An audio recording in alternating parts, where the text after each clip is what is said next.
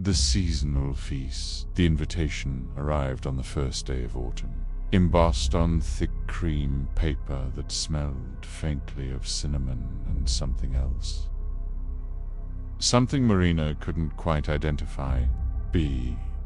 Equinox Culinary Society cordially requested her presence at their biannual seasonal transition dinner. As a food critic whose reputation had grown steadily over the past year, she felt a thrill at being recognized by such an exclusive group. The address led her to an unmarked stone building on the outskirts of town. Inside, 12 strangers sat around an ancient wooden table, their faces illuminated by candlelight that cast long, dancing shadows across the wall. Marina lifted the spoon to her lips, expecting the bright acidity of tomato. Instead, the liquid slid down her throat with unnatural warmth, as though the cold soup generated heat rather than absorbed it. Their movements had become synchronized, lifting spoons and forks in perfect unison. Their skin had taken on the same waxy pallor as Chef Vidal's, and their eyes reflected the candlelight with that same internal fire.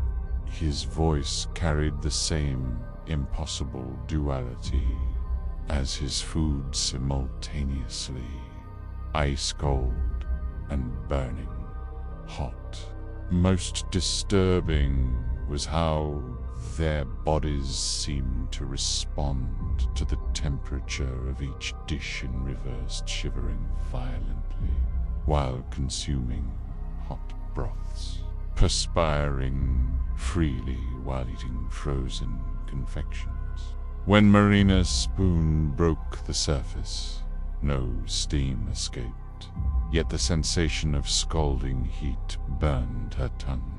When Chef Vidal removed the cover, Marina stared at what appeared to be a heart knot, the stylized culinary presentation of awful pot, something that pulsed with unnatural life. Her skin tightened and loosened, as though unable to decide whether to preserve heat or release it.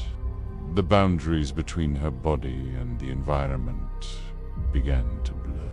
She was becoming like the others, a vessel for the seasonal transition, neither fully of summer nor winter, but suspended eternally between states.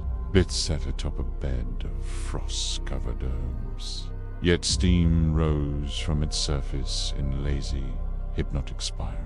They weren't celebrating the changing seasons, they were becoming them. Their bodies transformed into living embodiments of transition, forever caught between hot and cold, never to know the comfort of belonging fully to either. The other guests consumed their portions with methodical precision, their expressions betraying neither pleasure nor discomfort. The smell was intoxicating, triggering memories of childhood summers and winter holidays simultaneously. Comfort and nostalgia intertwined with a primal hunger she couldn't explain.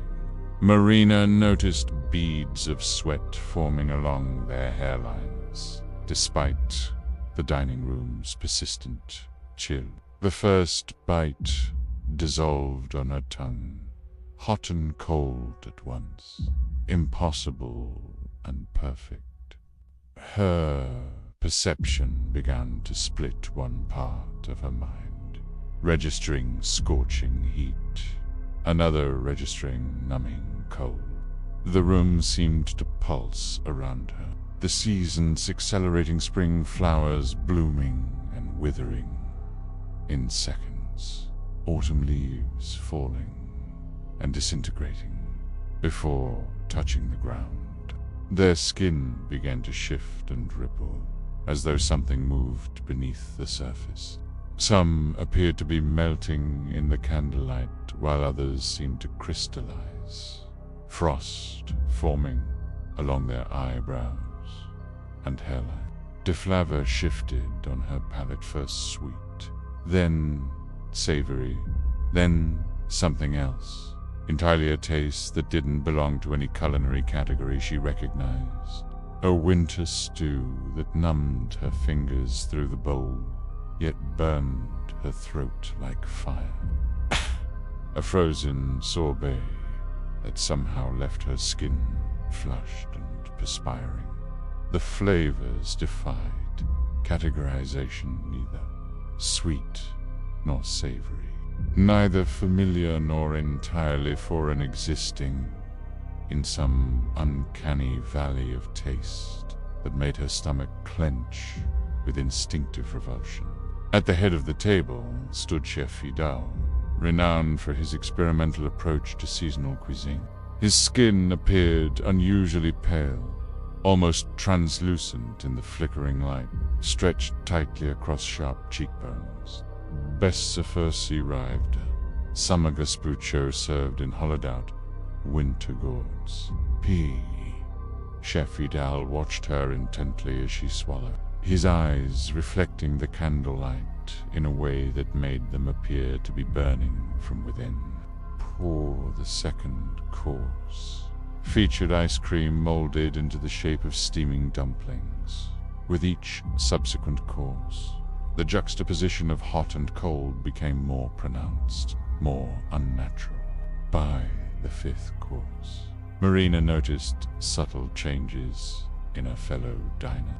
The centerpiece arrived under a tarnished silver dome. The seasonal transition made flesh. Chef Vidal announced his first words of the evening.